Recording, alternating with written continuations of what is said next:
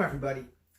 This is a tutorial about how you put together a 3D printed corrugated roof tool, which is this little thing, and it works like a charm. I have to thank Omar for printing these items for me so I could put it together and make great looking corrugated iron.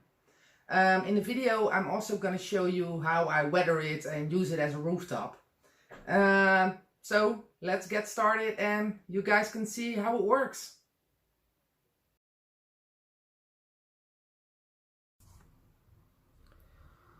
These are the 3D printed items to make a little tool to make corrugated iron.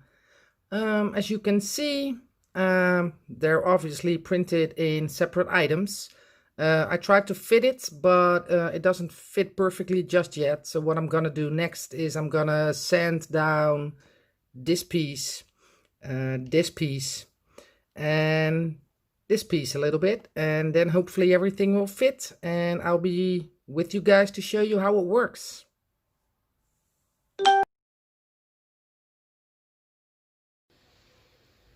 So here is the little machine that's gonna make corrugated iron.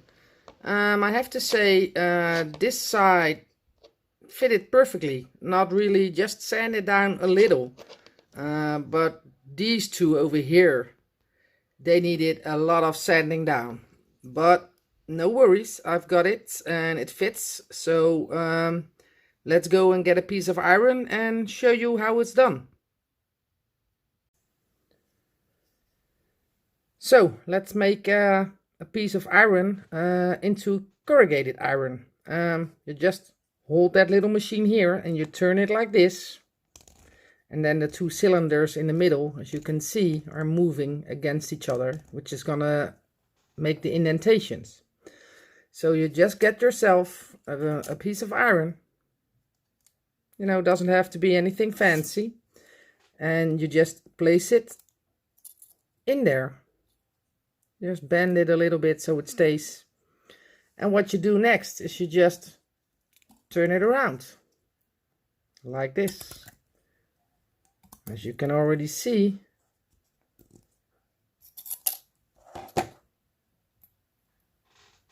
this is how it looks.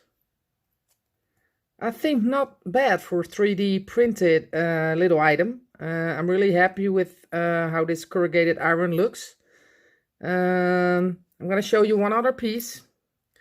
Again, you know, this is nothing spectacular. It's not difficult. The only thing you need is try to find someone with a 3D printer and you know, make this for you. Here we go. It's going to come on the downside. As you can see, just keep turning. There it was. And I'm really happy about it. Let me show you this a little bit up close.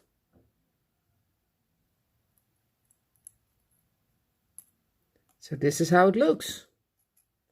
What I'm going to show you next, guys, is how I make it look a little bit more rusted.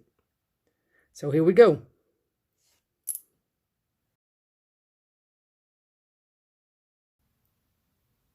Here are the pieces I just put through that little machine. As you can see, you know, it looks great.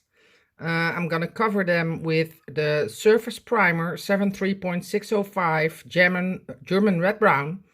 So let's go and do this.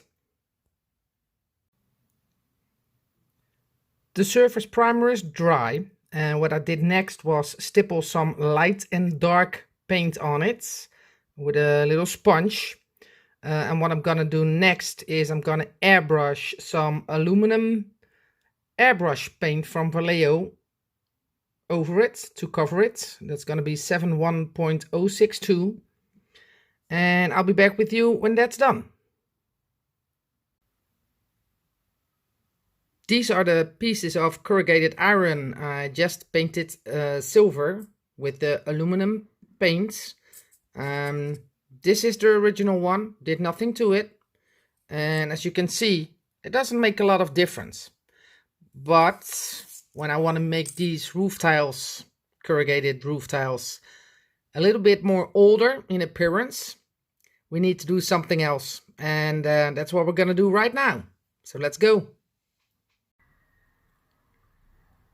The next thing you do is you're going to get yourself some chipping medium, water-based. And you cover all the corrugated pieces of iron with a soft brush. And then just let it dry. 2 hours, 3 hours. Just how much time you have, but usually it will work in about 2 hours. So that's it. Let's go to the next step. After the dry time, the chipping medium is dry. You get yourself a soft brush like this. Get yourself a little bit of water like this. And the only thing you do is brush that water on your corrugated iron. You know, not too much, just cover the entire surface. So in this case, I did all those 4 and the other ones you saw. And now we're gonna do the thing that's gonna make it look older. So the water is not dried, but it has time to work on the chipping medium. So what you're gonna do next is you take a hard brush, something similar like this, or you're gonna take a tip of a mascara applicator. What you're gonna do is just, let me get that normally in my hands. Just gonna rub it over, just like this. As you can see, that rust color is already coming back to the surface. Just do the pieces you want, you know, if you don't want to do everything or just the sides. As you can see, that's how it works. I don't know if you can see it on here, but the rust is getting through. I did some prep work. Let me show you a little bit up close. Now it doesn't have that, you know, image that it's new. It has some tear down, wear down pieces on it, which I really actually like. So you just do all those corrugated iron pieces and you can start, you know, building your rooftop. Here is a view from close up. As you can see, this is the piece of corrugated iron I did nothing to. And this is the one I covered with that rust color and that surface primer, German red brown. You can see it's a lot of difference. Maybe because of the lighting, but I'm not completely happy yet. So we're gonna get a little bit more work done on these. I glued the corrugated iron pieces on a rooftop from a little shed I had laying around, just so you guys can see. This is how they looked after the chipping medium. Like I said, not completely happy, so I'm gonna do some weathering with some Vallejo pigments and with some nice pencils I got, you know, the other day. So let's go. These are the weathering pencils I just told you guys about. As you can see over here, it's a nice and beautiful box. It's from AK weathering pencils, and I also use the Vallejo pigments. And if you don't have those, this is the chalk I cut up, and I also use that as a pigment, which is cheap and it works great. So these are the things I'm gonna use to get that rooftop in order.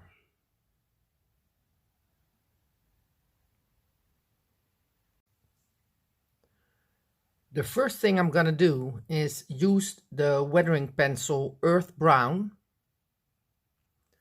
And I'm gonna dip it in a little bit of water. And I'm just gonna make the stuff I want to be a little bit darker, highlighted a little bit. As you can see, that roof tips over a little bit, so the rust would go downwards that way. So I want to try to make it look like it's going that way. And just, you know, first apply it with the pencil. And after that, you get a little brush. And you're just gonna, you know, try and place it in all the places you want. Like a very small brush. And just, you know, as you can see, you can rub it all kinds of ways with that little brush. You know, and this is something that will take some time, because you never know what you're gonna come up with and what you see during this process. So I'm not gonna bore you with an hour of weathering. I'm gonna get this done and I'll show you the end results.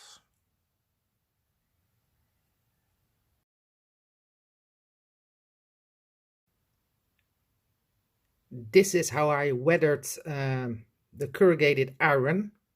Like I already said, used the AK weathering pencils, some weathering powders from Vallejo, and my own weathering powders. I have to say, it turned out nice.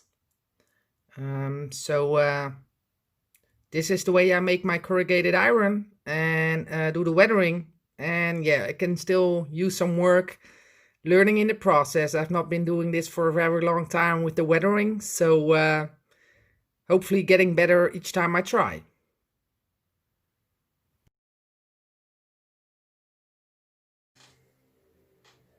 Hey, so I hope you liked this tutorial about this little tool, and I got a bit carried away with making the video, as I wanted to show you what was possible making the rooftop and weather it a little bit.